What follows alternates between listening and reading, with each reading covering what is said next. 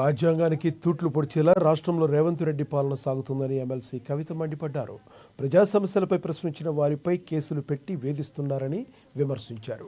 కేసులకు భయపడే ప్రసక్తి లేదన్నారు. రాష్ట్రంలో కాంగ్రెస్ పాలన సర్వేల వరకే పరిమితమైందని, అభివృద్ధి మాత్రం శూన్యమని తెలిపారు.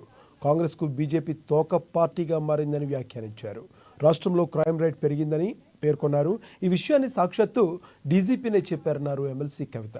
మహిళలపై జరుగుతున్న అఘాయిత్యాలపై, మహిళా భద్రతపై సీఎం సమీక్షించాలని సూచించారు. నిజామాబాద్లో 6 నెలలుగా పోలీస్ కమిషనర్ లేక నేరాల సంఖ్య పెరిగిపోయిందని చెప్పుకొచ్చారు.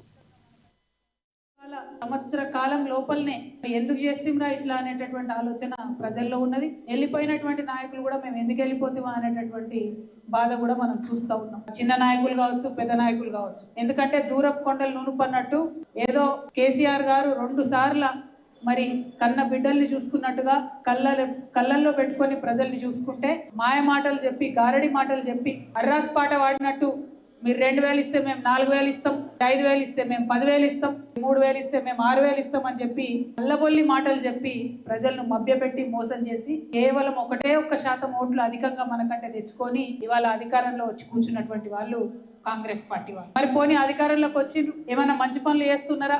ఒకసారి మన జిల్లా పరిస్థితి ఆలోచన చేయండి. ఎట్లా అయిపోయింది మన జిల్లా పరిస్థితి. నిజామాబాద్ జిల్లా